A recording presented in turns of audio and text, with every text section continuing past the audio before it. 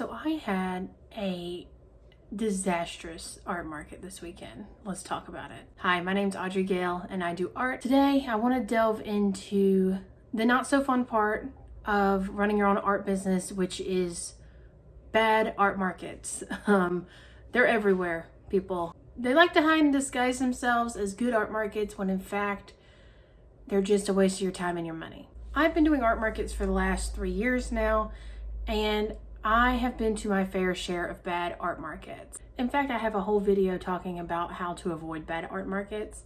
That doesn't mean, just because I've learned how to pick out bad art markets doesn't mean that I'm 100%. That doesn't mean I'm 100% immune from encountering a bad art market. When it comes to these types of events and you're a self-employed artist, these things are crucial to your income, and they're always a gamble to some extent. You can have shows that have been proven to be very good, over time. There's this one in Nashville that I go to 3 times a year, and every time it's a good one. That's obviously less of a gamble than going to a brand new show, whether that's brand new to you or just brand new to the world. Sometimes in order to find the good markets, you do have to take some risks and sign up for some shows that maybe you're not as familiar with, and quite frankly, you don't know if they're going to work out or not. That's something that I did over the weekend. This past weekend, I went to Sevierville, Tennessee, which is right outside of Gatlinburg. This is the first traveling market I have done since I have been getting back into art and getting back into shows. So it's been several years since I have traveled for a show. The show was Saturday and Sunday. Saturday it was 10 to 5, Sunday it was 10 to 4. It was at the Sevierville Convention Center. This was a really well-organized event. It was in a great location. Being the convention center, it was a really nice spot. There was plenty of room. We were in this huge exhibit hall, and it just looked really legit when you walked in. The organizer was really on top of things. I was getting emails once a week for at least 6 weeks, I would say. So there was no question about what needed to be done. Super organized event.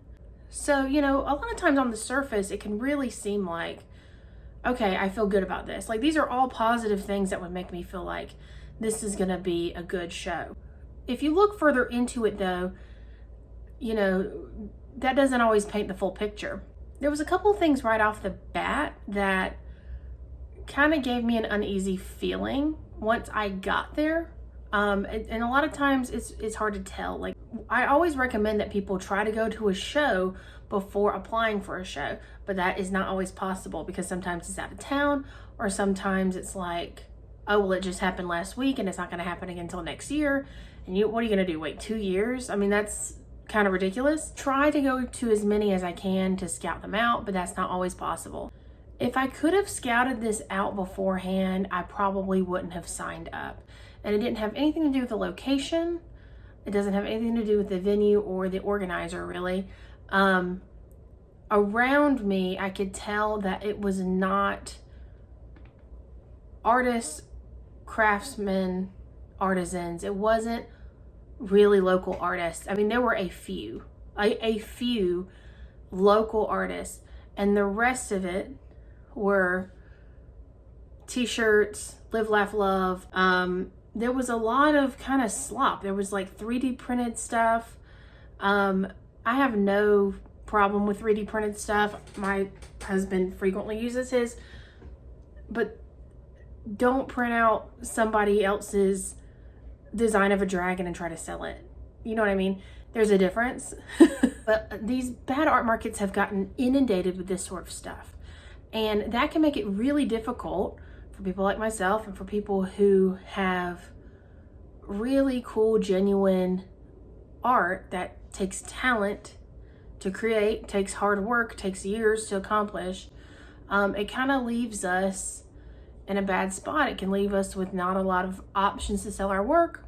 A lot of the more popular options are now inundated with these sorts of vendors. I just think there's a time and a place with these vendors, and so it kind of alienates the more like artisans and makers. There were a couple people. There was another really good painter there. There was a guy that was doing like wood burning portraits with like a pen, and he was doing it live. That was very cool. So that was the first red flag, is that a lot of the stuff wasn't like genuine art.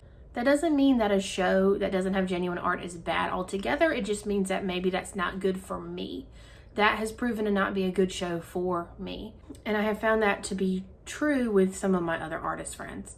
Another red flag, which I didn't think much of at the beginning, was they asked us to invite 100 of our Facebook friends to this event on Facebook. I did that even though pretty much everyone that I'm friends with on Facebook is not in Tennessee, because I'm not from Tennessee, but I did it. I was thinking very positively about the Facebook reactions about this event. There was over 13,000 people interested in the event on Facebook. So I was like, that's really good. Like these were all positive things.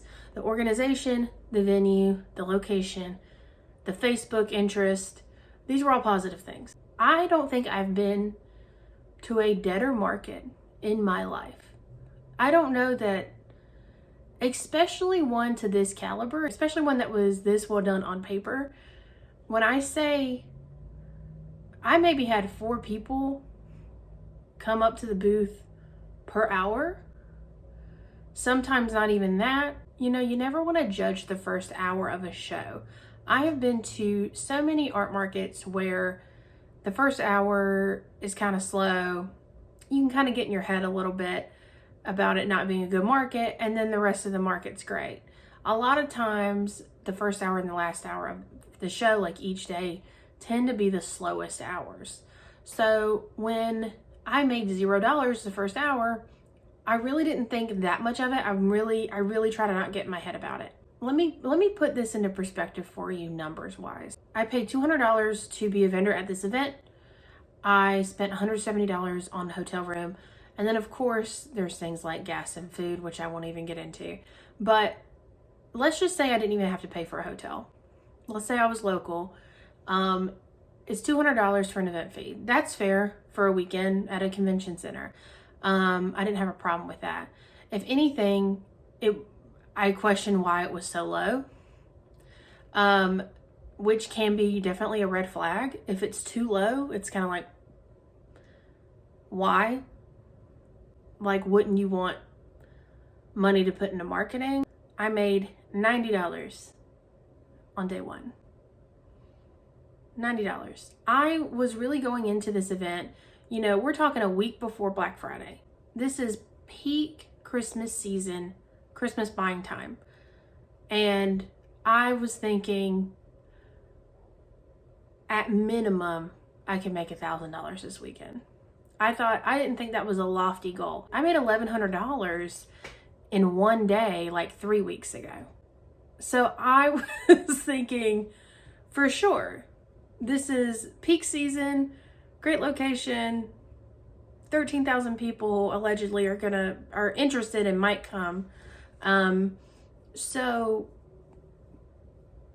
I'm definitely getting my money back, like at the very least. So first hour rolled by, I've made $0. I have a neighbor, the girl across from me sold antiques, and she came across and I was like, hey, you know, have you done this market before? And she was like, no. She said, have you? I said, no, me neither. She's like, are you doing well? And I'm like, no.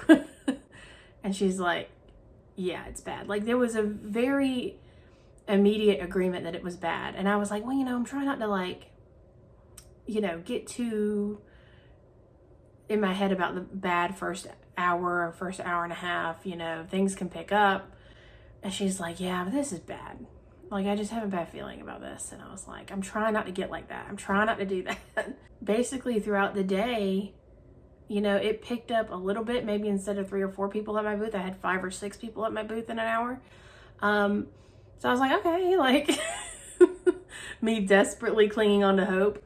But no, it just, if anything, got worse to the point where there were hours where I would have no one come up to my booth, and there was just no one walking around. Let's make that very clear. It was really spacious in that event, so I think it just amplified the fact that not a lot of people came. I can't imagine more than 1,000 people came to this thing, at least the first day. I can say for certain that the 3 neighbors next to me were also doing really bad, simply because there were no bodies in the building. Yeah, they might have made their booth fee back, but it really was a waste of time. The fact that I didn't even make 50% of my booth fee back after the first day, I was really resentful about coming back the next day. I said, I drove 3.5 hours to be here. I paid for a hotel. I've already been here 7 hours and there's barely a soul here. I'm not coming here tomorrow and spending another 6 hours to maybe even out my fee. You have to, at a certain point, take a step back and evaluate, is it worth it? And for me, it was not worth it. You know, Saturday, everyone kind of left. Their stuff was still there, ready for tomorrow. My husband and I packed it up and left. I don't think I'm the only one to do that. I don't know that for sure. To be honest with you, I'm shocked that I didn't see people obviously pick up and leave. And maybe they did the next morning. They could have picked up and left the next morning, and I just don't know it. Yeah, we just spent our Sunday enjoying Gatlinburg. We had to check out of the hotel, and we went to breakfast and did putt-putt and just did some of the fun stuff in the downtown area. It wasn't worth my time. It wasn't worth my money. Sometimes that's how shows are. I've never left a show before due to bad sales. The only time I've left one show before halfway because of weather, and everyone else was leaving. Other than that, I've never left a show. I definitely don't, that's not something that I condone. And even if I had done a little bit better, I might have stayed. But it was clear to me that despite all of these green flags that were present, this place clearly did not market this event appropriately. And that can pretty much make or break your entire event. I can't speak to their marketing because I don't know what they did or didn't do.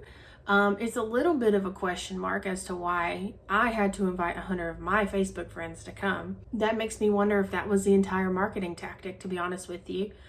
I've never been asked to do that before.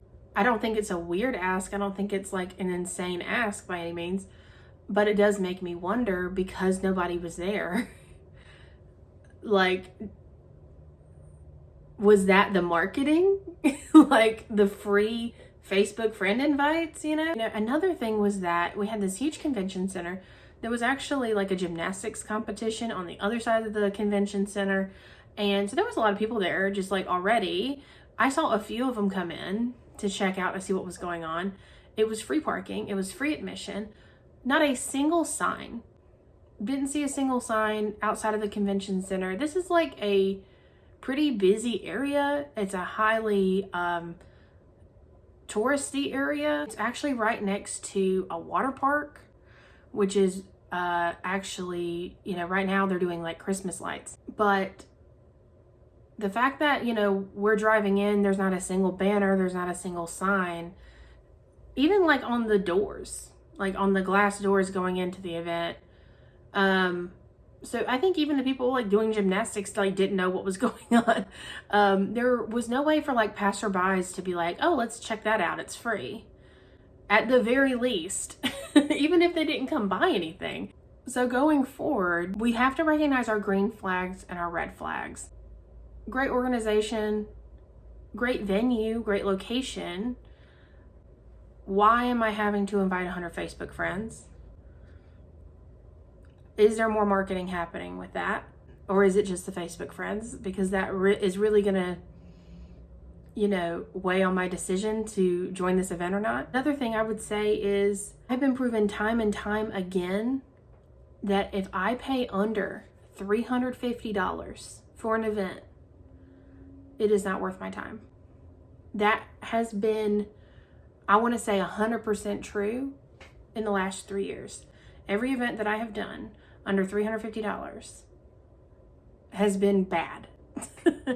And I understand that people need affordable ways to get into this space. I understand that there is a place for that. There is a market for that. I think it's great for beginners, but I'm at the point now where, you know, this is part of my full-time income, and I cannot waste a weekend, particularly a Christmas season weekend, at an event that will not deliver. I'm not asking for a $10,000 weekend, a $5,000 weekend, but if I can't even make my booth fee, there is something wrong going on with the marketing aspect of this event.